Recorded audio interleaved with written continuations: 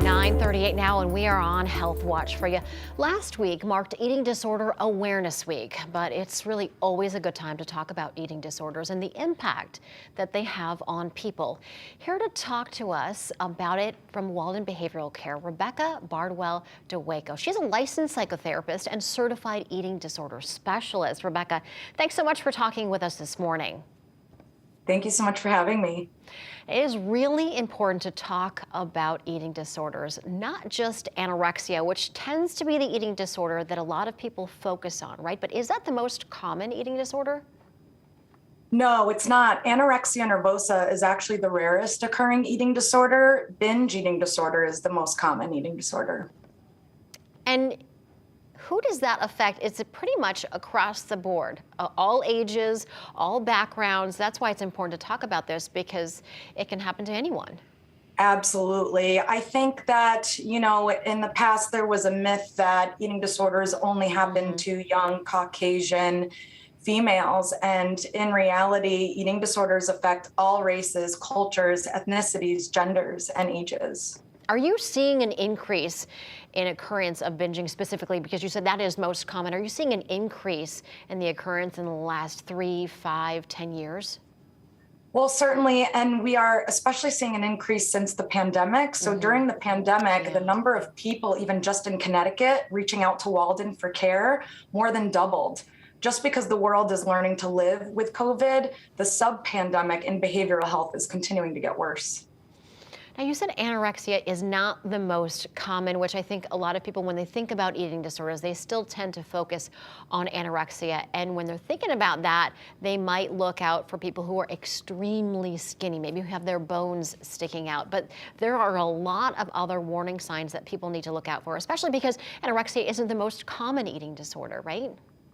Exactly. So I think it's so important that providers have screening tools. I mean, really, it's a shared responsibility that we have for early detection, because the earlier we can detect eating disorders, the better the prognosis is.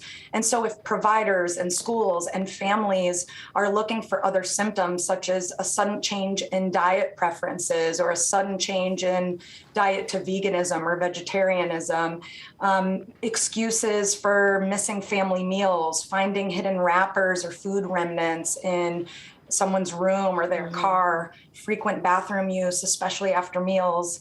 And eating disorders are even more common in folks that have a trauma history or identify as part of the LGBTQ plus population.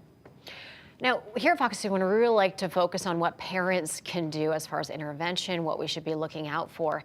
What kind of conversations should we be having with our kids who either we suspect they may be struggling with this, or, not even them, but maybe to sort of put the idea out there that they should look out as well for signs in their friends, right?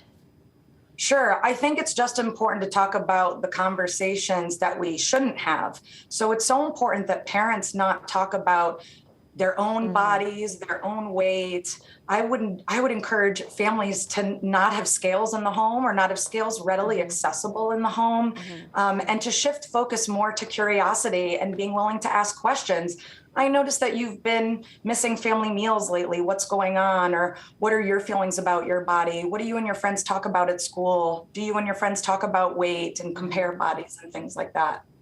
And what should we do if they're sort of having a lighthearted attitude? Like maybe if they're joking, if they're saying, oh, I'm fat, I feel fat, I'm having a fat day. What's the best way for us to approach that? I think, again, being curious and asking more follow-up questions. Are you joking? I know you're phrasing it as a joke, but do you really feel about that? How much time do you spend looking at yourself in the mirror? How much time do you spend thinking about your weight? How much time do you spend thinking about food? These are important questions, and it's so important that providers are also screening for eating disorders and schools. Oftentimes when you go to a provider, as we all do, you'll see a screening for substance use disorders, you'll see a screening for depression, but eating disorders actually have the highest mortality rate of any other mental illness, the only exception being the recent increase in opioid overdoses. But that doesn't mean there's been a decrease in eating disorder deaths. There's just been an increase in opioid deaths. But eating disorders have the highest mortality rate of any mental illness. It's so important that providers are screening for this and adopt a screening tool to be a part of their practice, because eating disorders come with a lot of shame and guilt, and they are also egosyntonic, which means that people will sometimes also fight to keep them. So they're not going to show up in a provider's office and just spill the tea, right? However, if we're curious and we ask more specific questions, we're more likely to get the right answers. Yeah, the second highest mortality rate. That's actually quite surprising. I don't think a lot of people realize that.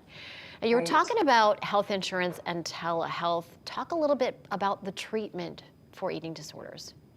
Yeah, so we've actually seen through our outcome studies that telehealth has been just as effective at treating eating disorders as in person was. More so, we've been able to reach a wider community that typically wouldn't have access to eating disorder care.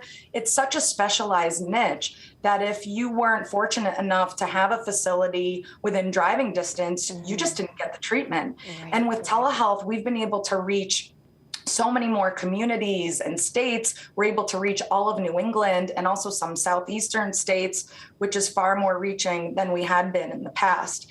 And it's so important that insurance companies continue to support telehealth and also have reimbursement parity so that it doesn't deter providers from continuing to offer this care. Absolutely. And folks can obviously easily call their insurance to inquire about coverage and things like that. Absolutely. All right. Rebekah, thank you so much. A lot of important information that parents can take away here, a lot of conversations that we should be having with our kids.